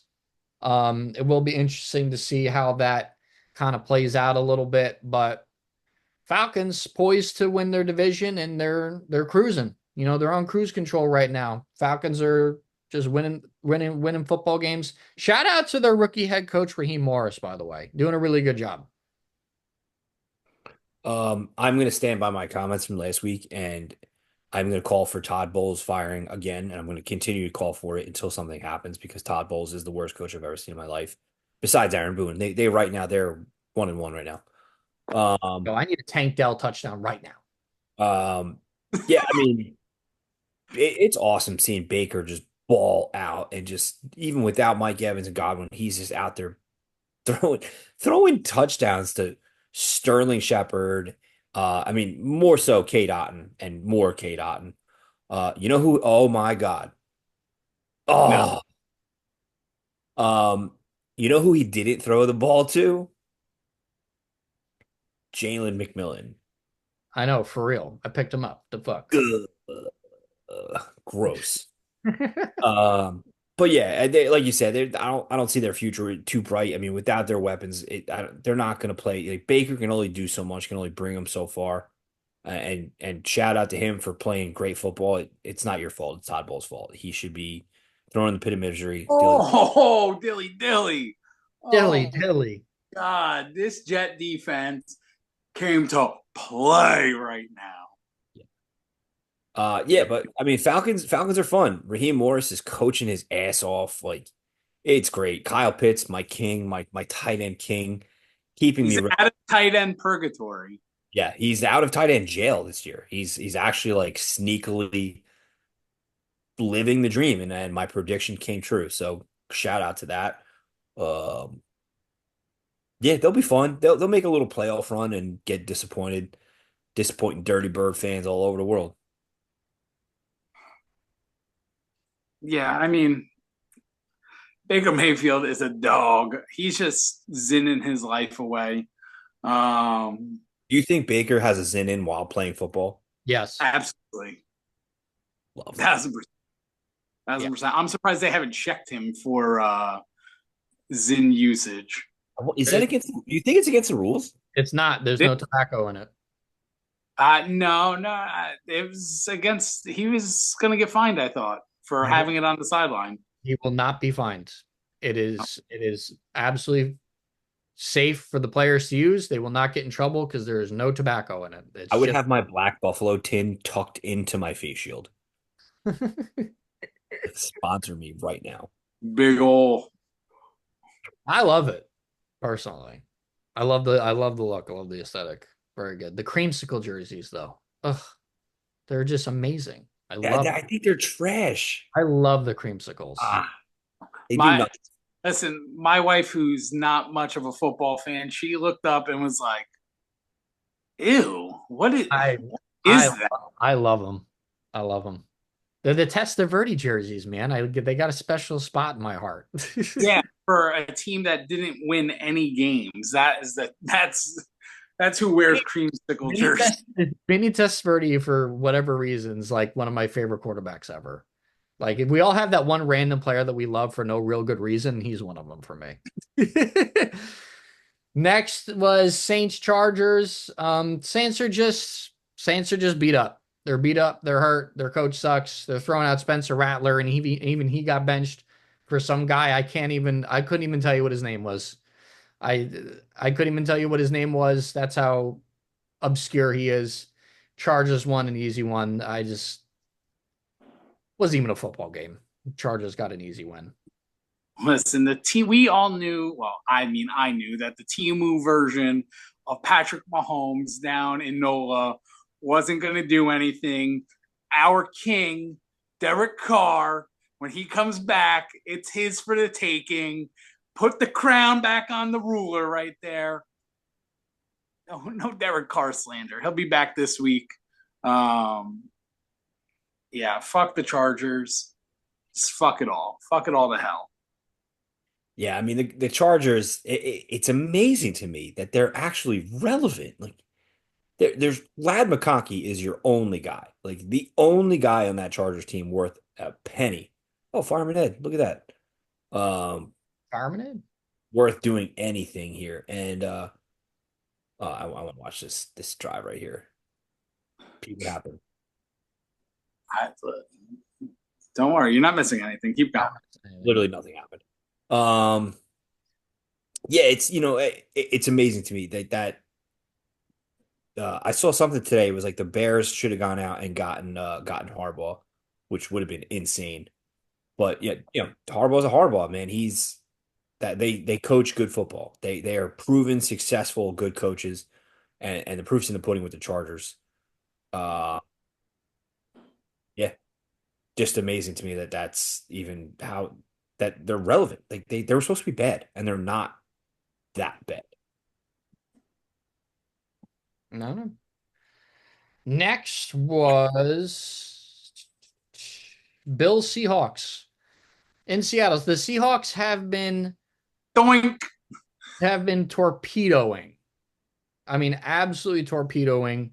They started off 3-0, and they've been Nick is freaking out next to me. The Seahawks have been abysmal, atrocious, 4 straight losses. Josh Allen, the other quarterback who should be in MVP consideration, probably should win MVP this year. No quarterback means more to their team than Josh Allen does to the Bills this year. It is that simple. They got a big win, 31-10 on the road.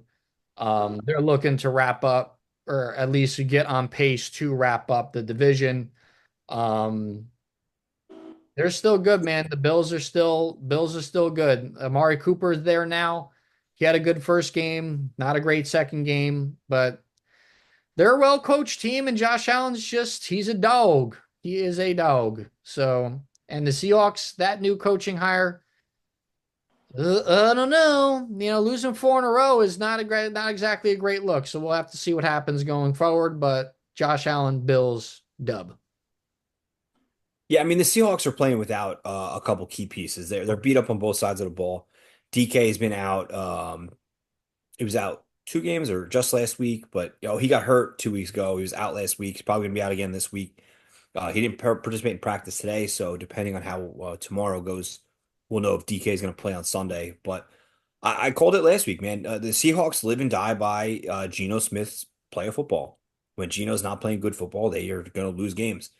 Um, and when Geno doesn't have all of his weapons out there, Tyler Lockett's beat up with DK out. Smith and Jigba is not a number one. He's too small to be a number one.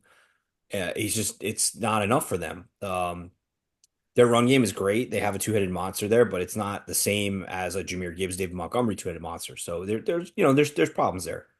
They need to figure it out. First year under a new coach after a long tenured coaching change. I don't expect super success there, but they live and die on Geno, and that's what it's going to come down to. When it comes to the Bills, yeah, I mean the Bills, the rich get richer. They have two studs in Shakir and Coleman who are just keep getting better and better and better. Josh Allen is playing Josh Allen football, and he just looks good all the time. It's crazy to me. I guess you could put him in the MVP race. I don't even know who's a clear-cut MVP winner right now. It's not Jordan Love, but Could be Josh Allen. Josh Allen is definitely he's in the mix for that conversation. You got to give him that. And they're clear and far away leaders of the AFC East. I mean, they have to royally fuck this up to lose the AFC East at this point. So Josh Allen is a no. And Yep. Keon Coleman, you said, is just getting better and better. And now with the addition of Amari Cooper in there, I mean, damn, the fucking window is open again it's like the crack. It just, You know what? someone lifted it open. Incredible. And that's a testament to Josh Allen. the Bills took our hate mail, burnt it. And shout out fucking Josh Allen and his Yankee fucking hat out in the outfield, dapping up people. You know what? Dog. My dog of the week right there. Yeah, he won some points with that for me too. Like, I was like, all right. Little respect on the name right there. Next was Bears Commanders, really low scoring, defensive football game, and the Bears had it all wrapped up. And then Jane Daniels threw a Hail Mary, one of the greatest Hail Marys I've ever seen. An incredible play. But I mean, man, if that one Bears defender wasn't taunting Oh, him, anti-dog of the week. He is yeah, the fucking puppy of the week. Fucking just talking mad shit to the sideline. And then I was like, oh, fuck. I got a play happening. yeah, I got a And play happening. tips the ball to the fucking wide receiver. Oh, my God. That's got to be a lonely flight home. Yeah, I would have cut him. He's another guy. If I was a coach or a GM in the NFL, if I saw that, I'd be like, hey, this security guard is going to escort you out. We've already bagged your shit. Cars, I'm sure there's a taxi out in the parking lot. Bye.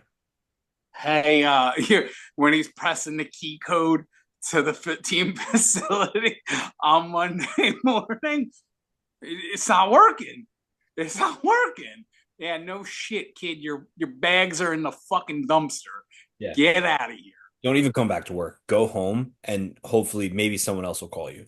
We don't want you no more. That's what you're getting. We don't want you here.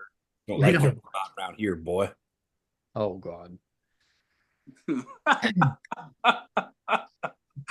Oh, fuck, Next, man. The Commanders are good. the Commanders are really good. The all it takes is when you find that quarterback. Damn it! I wish I found that quarterback. Listen, it is what it is. It happens. It stings even more because as a former New York Giant fan, when you watch Hard Knocks and you watch your current coach be all in on this guy, and at the time I'm sitting there going, "Oh, that's crazy. That's crazy. It doesn't make any sense." And now I'm sitting here going, Bro. It makes all the sense. I'm sitting here going, "Man, I wish that fucking guy was our quarterback." Jaden Daniels is a dog, right? No. Certified dog. Oh, Wrapping his ribs Oh. in between plays to Oh, get relief, right? He's out there gutting it out. Clearly hurt, right? That's why it wasn't a high scoring game, and still managed to pull off the Hail Mary of the year no, in dude. that game. He's Like what they wanted RG3 to be. that's a winner. That is a winning mentality. That's I'm putting my body on the line for you because I want this team to succeed and win. Love that energy. That's a football player. yep. I agree. Very jealous. Obviously, the Giants were very much in love with him, but Tommy DeVito had to win a couple of games, so it is what it is. Chiefs Raiders was next. Chiefs Raiders was next. Oh, The Chiefs kind of just took care of business. I mean, the Raiders don't have a quarterback. It's gonna be a long year for them. we hung in there though. Fucking Well, they hung in there. The Raiders always play the Chiefs really tough because when the Raiders play the Chiefs, that's pretty much their Super Bowl, and they played them really hard. hey, we're the last team to beat the Chiefs for the record. I'm so glad that you want to put that feather in your cap. That's right. Boom.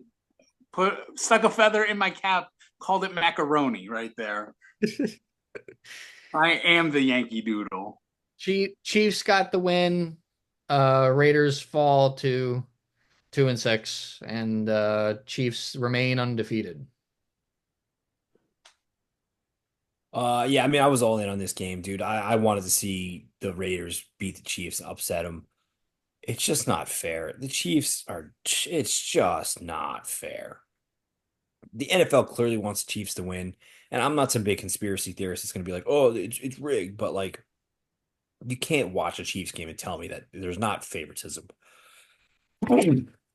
Yeah. I'm allergic to bullshit because when you talk about the Chiefs not being favored, I have to sneeze.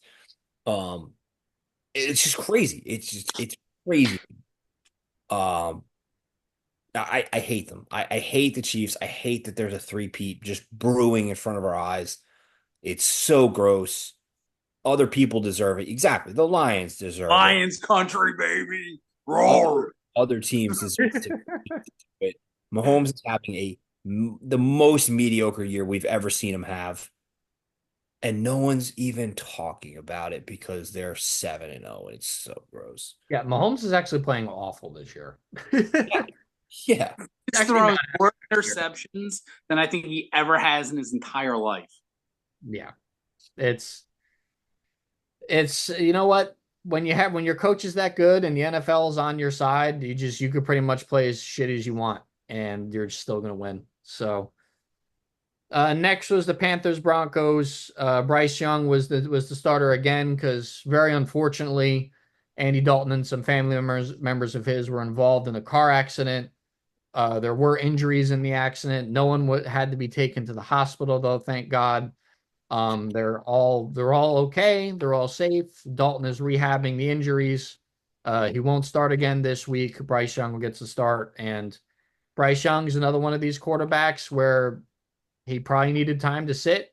They said, we can't sit you. We got to play you. And Bo Nix, upperclassman quarterback, looks a whole lot better than Bryce Young ever has. So, Without Pete's bias, can I finally get like, oh, I kind of was right saying Bo Nix is going to be a decent quarterback?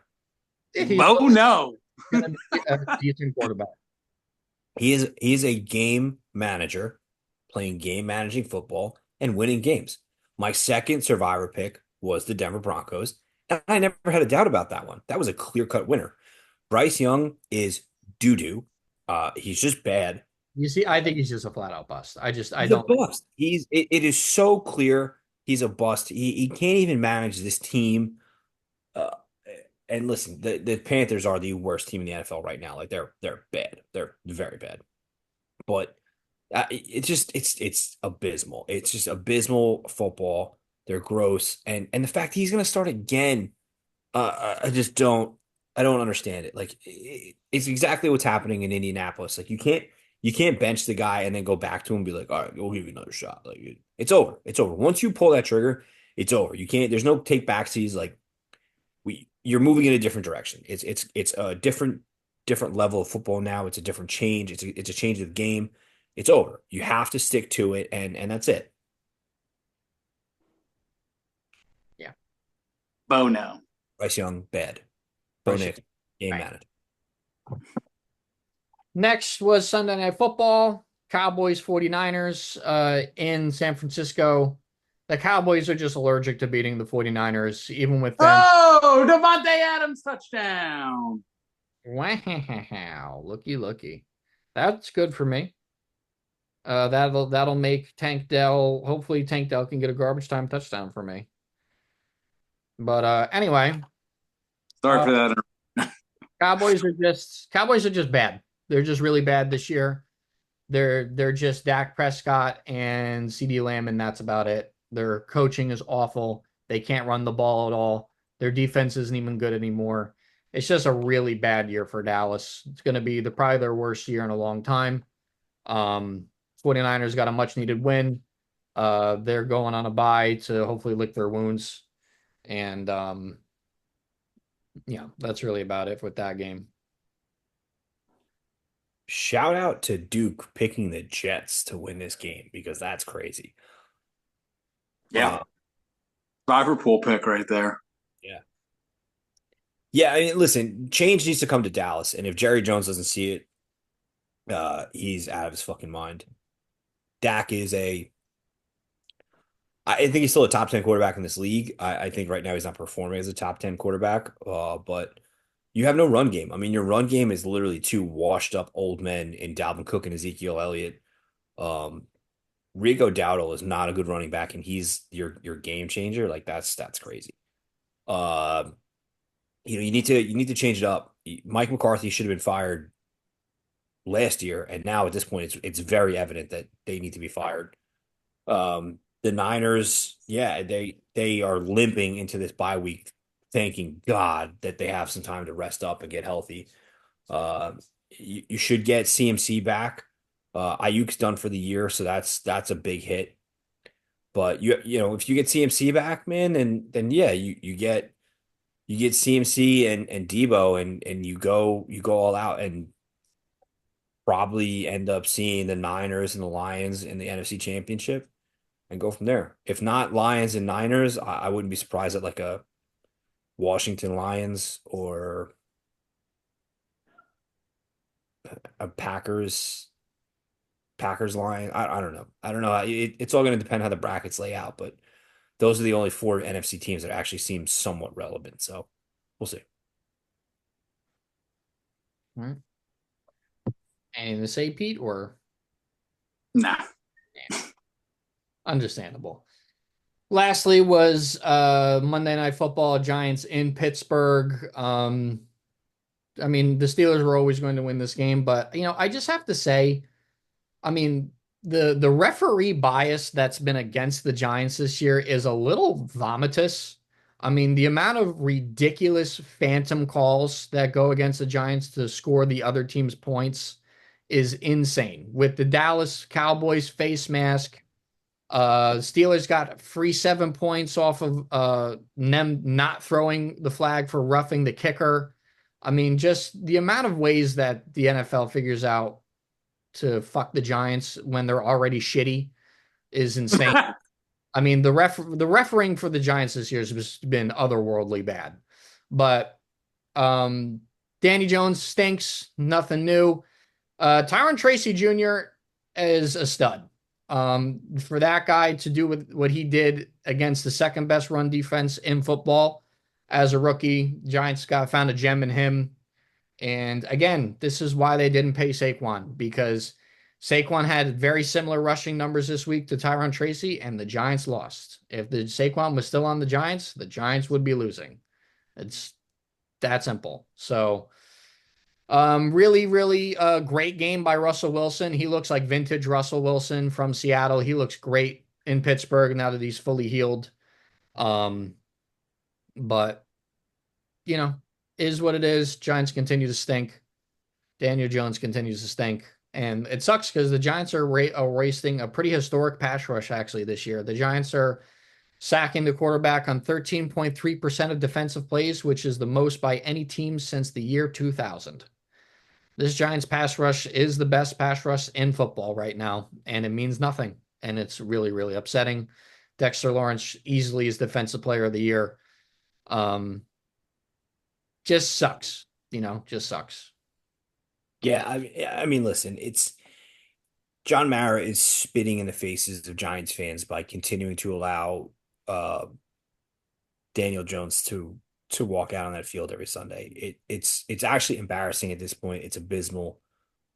The guy, if you have any faith left in this dude as a quarterback, I think you need to call an Uber, go to your local ER and get your eyes checked because you are probably going blind. There's nothing to see here. It's over. Like it's not even an experiment anymore. There's nothing left to see. It's over. It's so over.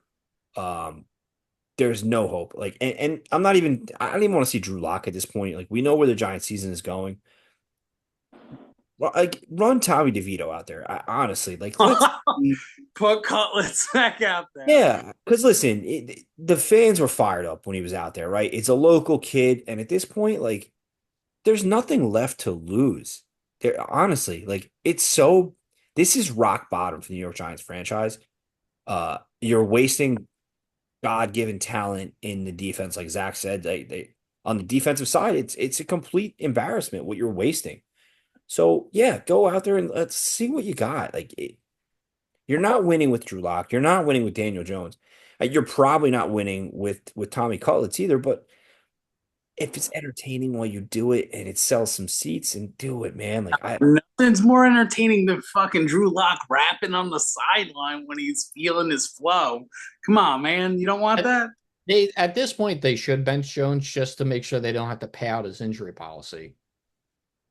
Great point. Like that's why I think Drew Lock should play. But unfortunately, I mean, Drew Lock's a backup quarterback, and Jones is pretty much a backup quarterback too. But Jones is better than He's Lock. not even a backup quarterback. He's trash. He's Forky in Toy Story 4. He's a low end starter. Trash. That's trash. So Um, what is as what far it as is. the Steelers go, man, I mean, TJ Watt is elite. Here we are again, and the Steelers are they're playoff bound. It's sick. It's crazy. They're It's great. great. Yeah, it's Mike Tomlin is probably the greatest head coach we've ever witnessed. Tomlin's amazing. That team is always good. That team can do damage. If you're in the AFC and you have to go to Pittsburgh to play the Steelers, God help you. God help you is right. I wouldn't want to play the Steelers. So with that being said, let's get to our picks. We'll wrap up the show and we'll get to the rest of our Halloween evenings. Thursday night football. I picked the Jets, by the way. I also picked the Jets. Yeah. Jets, baby. Jet up. Fuck off. I had the Jets winning. I thought this was a trap game for Houston. They're really hurt right now. They don't have the wide receiver core really necessary like they used to. And Stroud, like I said earlier, has just been a little off this year. So this is a really good chance for the Jets to win, and it looks like they will with 2 minutes remaining. If anyone took my advice and picked Stroud with $25 for the MVP, you could cash out still for about $8. So yeah, I never made that bet because I didn't think it was going to happen. So, and sometimes you just love being right. Anyway, next is Saints Panthers. I'm going to take the Saints, even with Spencer Rattler at quarterback. The Panthers are just not even a football team. They'll give the ball to Alvin Kamara and they'll figure out a way to win. So I'm taking the Saints. Yeah, I'm gonna back you up on that one. I literally see if you watch this game, God help you, your life must suck. But yeah, let's take the Saints. It's a 7 point spread. Yeah, I'm gonna take this. I don't even know. Like that's just such a ridiculous number. Nola, baby. Yeah, no. Carr's coming back. Not this week. I think he's playing. No, he's not playing this week. Are we sure? I'm very sure. Next is Commanders Giants. I'm going to take the Commanders, even though the Giants almost beat them in their first meeting. This is a team that they usually split with. I know it's a division game, but the Giants are actually worse at home than they are on the road. So I'm going to take the Commanders. Commanders and the points. It is a 3.5 point spread, which is crazy. So yeah, I'm gonna hammer the Commanders in the spread. It's a division game. Yeah. And he's hurt, and the Giants pass rush is insane. So. Again, if you listen to last week's episode, you would hear Pete rattle off the people who have scored more points in MetLife than Daniel Jones. That should tell you everything you need to know. Good luck. You can, listen, Survivor Pool people, pay attention because next week the Giants are playing the Panthers in Munich. Potential giant pick there, depending on how this week goes. That's the only time you could pick them. The Panthers aren't even a team, bro. The Giants if the Giants lose to the Panthers, then people are getting fired. It's not happening. The Giants are way more talented. Commanders. Dolphins Bills in Buffalo. I'm gonna go with the Bills at home here. This is Tua's second game back from injury, but it's going up to the cold in Buffalo, and he doesn't play well in Buffalo. I'm taking the Bills. I am going Oppo here of you. It's a 6.5 point spread. The Bills are the favorite. I'm taking the Dolphins and the points. I think they had a decent enough game last week. They know they shouldn't have lost. They're going to be fired up.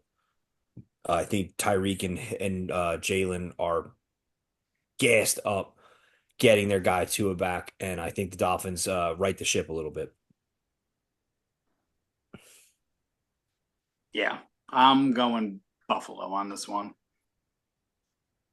All right, next is Chargers versus Browns. This is my upset of the week. I'm going the Browns at home. I think they got a little bit of life, and I think Jameis is going to throw 300 yards again. And I think the Chargers going into Cleveland is a little rough right now. I had to pick an upset this week. I see the Browns beating the Chargers this week in Cleveland. I Yeah, too take the Browns upset special. yeah, I'm gonna back you both up on that. I agree. The Dolphins was my upset of the week, by the way. But yeah, I'm also going the Browns here. I think that's exactly what you said. Think they're fired up. Think Jameis is playing inspired football, and it's going to be a great game. Pete, you picked Browns, right? I did. Next is Patriots Titans. I'm gonna take the Patriots with Drake May coming back. The Titans are just, I mean, it's just even worse. The Titans are so abysmal. Mason Rudolph is their starter right now because Will Levis is hurt. I'm gonna take the Patriots in a battle of the ass off. Yeah. So the Titans are favored here, which is kind of crazy. Um, it's a 3 point spread. I am also going to go Patriots here, and yeah, this is a shit-tacular game. There's nothing going on here. It's going to be a lot of just back and forth nonsense. So, give me the Patriots. Patriots. Next is Cowboys Falcons in Atlanta. I'm going to take the Falcons. The Cowboys have been miserable this year. Going to take the Falcons easily. I'm going Cowboys. I'm also going Cowboys. I was really this is a 3 point spread. I was kind of back and forth on it. Falcons are favored. I don't know. Like I said, I think the Cowboys are going to be inconsistent and they're just going to be all over the place. This is one of those games where it's going to be you don't know what the fuck is going to happen. Um, I think it's a high scoring game and the Cowboys are going to eke one out somehow, some way. All right. Raiders versus Bengals in Cincinnati. This is actually my blowout of the week. I'm going to take the Bengals here. I think they are angry after what just transpired to them last week with the Eagles. And I think the Raiders just have a really rough week. And I'm going to take the Bengals. Yeah, I got to go the same route here.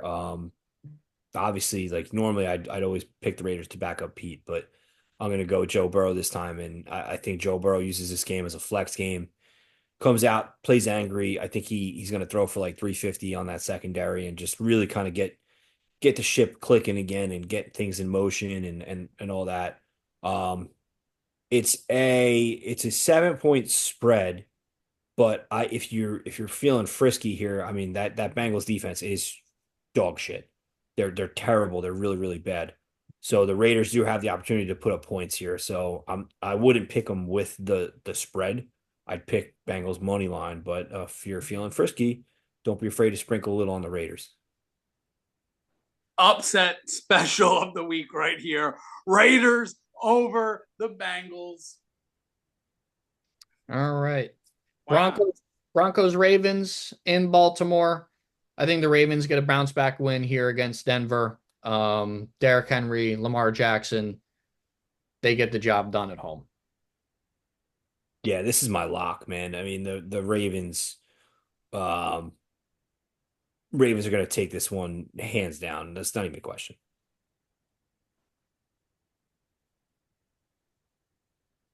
Bird Gang. Ravens. Done deal. All righty. Next is Bears versus Cardinals.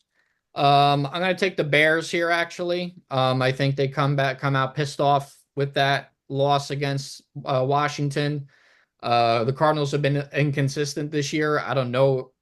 And the Bears defense has been playing really well. I'm gonna take the Bears in this one. Caleb's been playing better too. So I'll take the Chicago. Yeah, I'm going the same route here. Cardinals just they don't ever impress me besides Marvin Harrison. I'm gonna go Bears as well. Same. Family pick. Next, Jaguars versus Eagles. I'm going to take the Eagles in Philly. They're not going to lose to Jacksonville.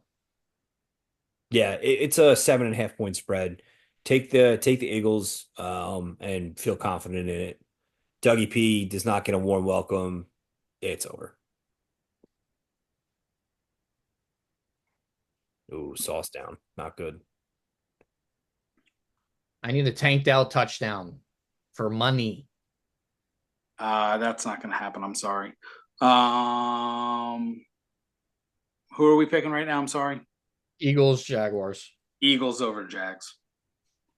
Next is Rams versus Seahawks. I'm going to take the Rams in Seattle division game. Seattle has been in such a horrible slump. I'm going to go with the Rams. This game depends on one thing. If DK practices tomorrow, I'm going Seahawks all day. If he does not practice, I'm gonna switch to the Rams. So for right now, I'll stick it with Seattle. Again, basing it on the fact of if DK plays or not. If DK is not playing, I'm betting the farm on the Rams just because they're gonna be that high paced Rams football is gonna be in play, and Seattle can't keep up with it. Alrighty. Going Rams. All right. Next is Lions Packers. This is actually my game of the week. Same. I'm gonna go with the Lions because they're the best team in the NFC, and I understand this is a division game. Playing in Lambeau is tough, but I'm gonna take the Lions still. Yeah, I couldn't agree more. This is also my game in the week. It's the Lions games to lose. They're gonna it's just gonna be a good game overall. It's gonna be should be fun to watch. But the Lions are the better team, so Lions. Detroit Rock City, baby. We are gassed up as the official Detroit supporter of Dog Talk Sports. Next is Colts versus Vikings in Minnesota. Joe Flacco's getting the start. I'm going to take the Vikings in a bounce back win here. The Colts are better with Joe Flacco under center, but I think the Vikings at home will take care of business. Yeah, Darney and the boys. Minnesota gets back right. Yep, Minnesota. All right. Last game, Bucks Chiefs in Chiefs Kingdom, Monday Night Football. I'm going to go ahead and take the Chiefs. Never going to pick against them. They went for the field goal. What bumps? Yeah, D'Amico Ryan showing a little bit of his vag is showing a little bit there. I'm going to miss my parlay by 4 yards because I need Dalton Schultz to get 25. Ooh, that's gross. And I need to a touchdown. Yeah, so this was the biggest spread of the week. It's an 8.5 point spread. Obviously, the Chiefs are the favorite. I'm going to pick the Bucks though because I cannot stand the fucking Chiefs, and I'm begging for them to lose at least one game. So I'm going to continue to bet against them until they do. I think the Bucks are playing with that no lose mentality. I mean, Baker Mayfield's just out there saying, "What else are you going to take from me?" Right? Like you took Evans, you took Godwin away from me. I have the worst coach in the NFL. I Something's got to give. So I'm just gonna say it's one of those games where something weird is gonna go down, and the Bucks are gonna win a weird game. So can't wait to see it. Yeah, I Chiefs Kingdom. Look for them to pull out all the stops. Another week with DeAndre Hopkins, him getting right. Yeah, I can't bet against them. Fantasy player of the week. Mine, James Cook. Mine's Jamar Chase. Jahmyr Gibbs, baby. Detroit Rock City. Let's go. Love it. Sleeper pick for me, Rashad Bateman. Ooh, He's been very quietly good this year. do like that. Wow, CJ Stroud was sacked 8 times tonight, and he's been sacked 30 times this year. Holy shit. Hate to see it. That's crazy. Sleeper pick. I'm going with Joe Flacco. I like that. Ooh. My sleeper pick is Khalif Raymond of the Detroit Lions. Ooh, I like that one a lot.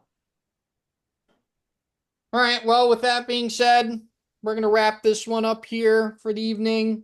I'll make sure that this goes out tomorrow on time, unlike last week's, which decided to not upload when I wanted it to. So I'll make sure this actually works this time around. Thank you all so much for watching, listening, liking, subscribing, viewing. Shout out to Dylan, by the way, because Dylan's appearance is our most viewed episode, whether it be YouTube, Spotify, or Podbean combined, with 131 views on YouTube, smashing the record. Shout out to the Vikings fan. That's all I got to say. Shout out. Listen, Shout out. listen. 1,000 subscribers, Ray gets a tube. Put it down, mark it down. We'll do something crazy. We'll do a giveaway. Come on, like and subscribe. Hit us up on the gram. Come on, do it. What are you scared of, peeps? Ain't nothing to be scared of. Ain't nothing. Ain't nothing. Ooh, Raiders Chiefs is the Black Friday game. That's right, baby. Ew, that's terrible. You're terrible. You're terrible. All right, everybody. Peace out.